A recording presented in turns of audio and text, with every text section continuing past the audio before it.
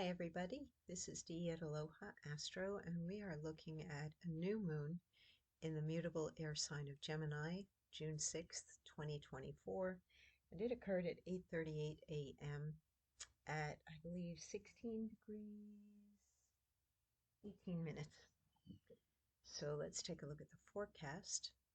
New moon in Gemini, Thursday, June 6th, activates the examination of thoughts and feelings, which leads to communication while also prompting questions and exploration, which can lead to maturity and mastery, as the moon conjunct the Sun and Venus in Gemini forms a square aspect with Saturn in Pisces, a sextile aspect with the North Node, Mars, and Chiron in Aries, and a sesqui-square aspect with Pluto retrograde in Aquarius. The initiating and self-aware energy of Aries, the childlike seeking and socializing of Gemini, the limitless and timeless nature of Pisces, and the future focus of Aquarius are directed toward the vision of something better on a personal and collective level via a minor grand trine involving Neptune in Pisces, Uranus in Taurus conjunct Jupiter and Mercury in Gemini, and Pluto in Aquarius. A square aspect between Pluto and the Aries planets can reveal past pain and trauma in personal, family, and societal relationships, which will need to be addressed before the implementation of a new plan is begun or a commitment is made. The mutable air influence that a new moon, as well as Venus, Jupiter, and Mercury, all in Gemini, delivers today, offers the opportunity for a healthy airing out, a breaking of negative patterns that have been repeated for far too long, a safe space for changing your mind, and more than one viable path, person, job, etc., from which to choose. Be appreciative of the blessings and gifts in the new and the old, and in the areas of life where you are experiencing challenge and flow. Your present and future will become your memories and the stories you share with others, so create a positive outline and work toward writing a happy ending.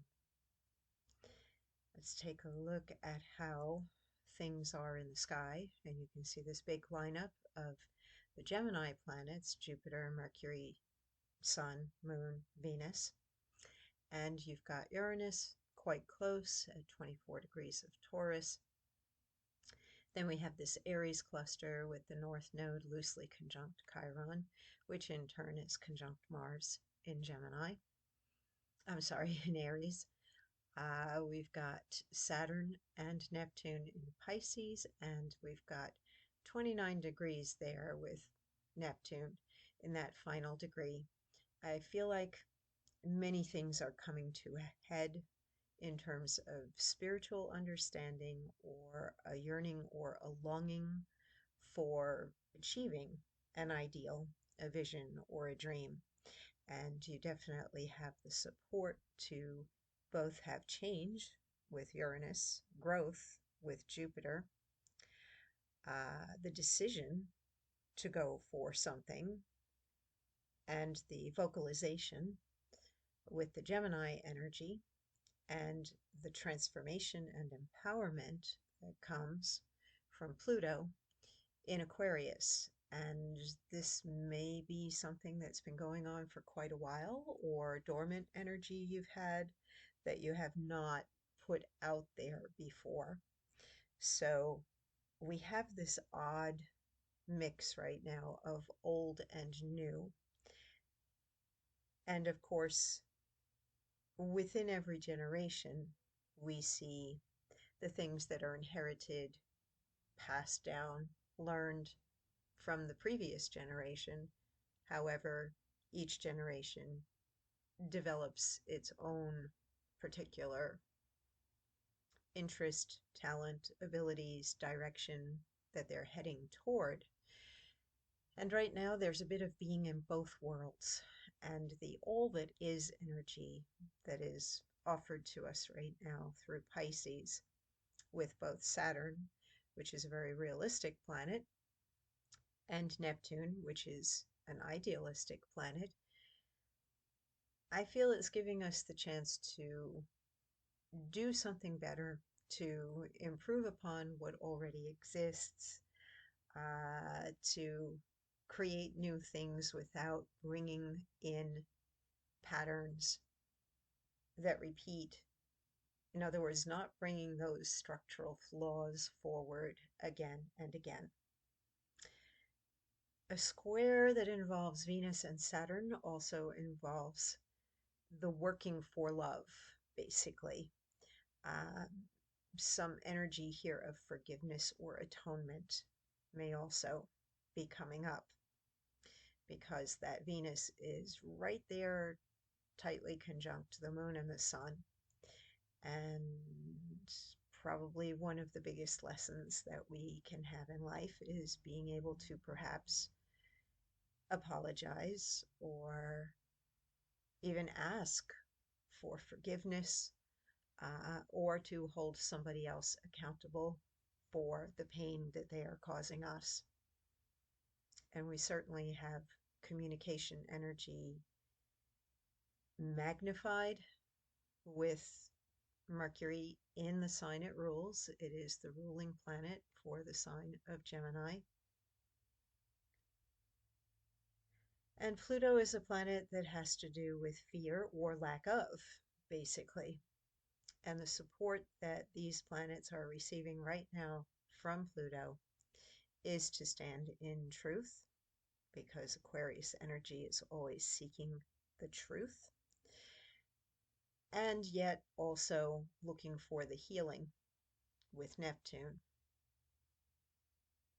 And sometimes we have to get over ourselves, or we have to step up and be there for ourselves. Squares are always activating and indicate some work to be done. And the planets that are involved in the squares right now, Mars and Saturn, are realistic, let's do it and get it done planets. So even if there are some things that are uncomfortable or painful or challenging in some way, it still has to get done. And there still has to be some personal accountability, because actions and decisions taken right now are creating the path that you'll be moving forward on, as well as bringing up any karmic agreements, contracts, lessons, relationships that may be karmic in nature. In terms of people's love lives right now, I would say it's full of opportunity, especially the opportunity for getting to know each other better. If you've known each other for a long time, you might be surprised to find there are things you don't know. And some of that may be getting back into childhood memories. And with meeting of new people, there's no guarantee right now that something that feels like love is really the real thing. It is going to take the time of getting to know somebody to see if the initial flirtation, interest, familiarity, everything that feels like it's the right thing actually is. And some relationships can go from friendship to more right now, and others may take the different direction where the intimacy or the level of commitment cools and there's a detaching and a going back to let's just be friends. So we have kind of a potpourri of possibilities at the moment, and some undercurrents going on where ultimately everybody wants things to be better, and there is a willingness to find the way to make that happen. And it probably will come through communication and striving to have an open mind or to be a good listener, and then to not feel ashamed in any way if you change your mind, that you have the right to do that. Let's take a look at the Sapien symbol and see what that has to say. So we round up to 17 degrees, and it is phase 77, Gemini 17 degrees. The head of a robust youth changes into that of a mature thinker. Keynote: the transformation of physical vitality into the power to build concepts and intellectual formulations through which knowledge can be transferred. While in the preceding symbol we see the explosive release of impulses generated by a new realization of what is right and wrong, the woman way controlled by feelings, now we have a picture of a process of quiet and steady metamorphosis of biological energy into mind power, which can be seen symbolically as the man way. The symbolism may seem old-fashioned today, but the two contrasting approaches to communication of new experiences remain evident, however one wishes to symbolize them. The second stage of the 16th sequence, as is nearly always the case, presents a contrast with the first stage. What we see pictured is the transformation of emotions into mind, of instincts into thoughts, a process of mental metamorphosis. Well, pretty much says it all. In astrology, we have the classification of signs and planets as being either masculine or feminine in nature, which can also be viewed as being uh, receptive for the feminine signs and planets versus the more active masculine air and fire energy that we find. So I don't know what to make there of the masculine feminine going on in the Sabian symbol.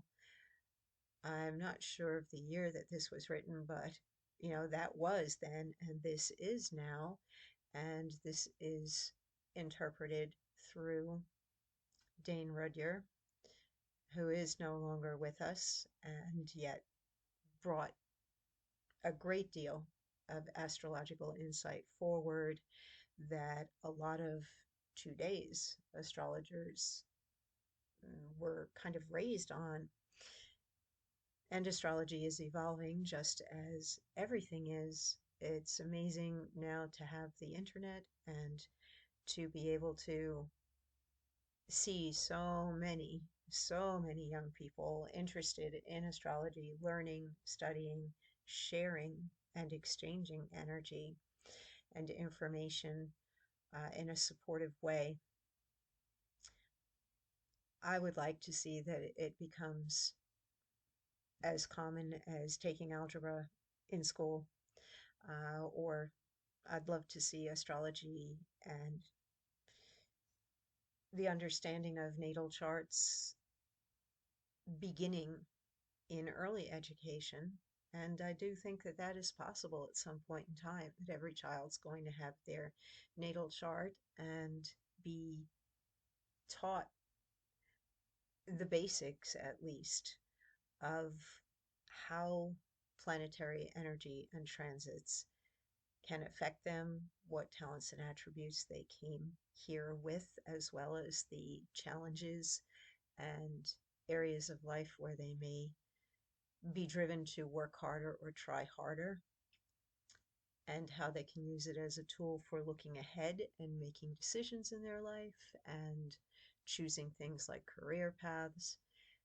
And it doesn't have to happen just at childhood, but at any stage that we enter into the exploration of a new field of study or understanding, we are coming in with the open mind, the receptive mind of a child, with the curiosity and the questioning.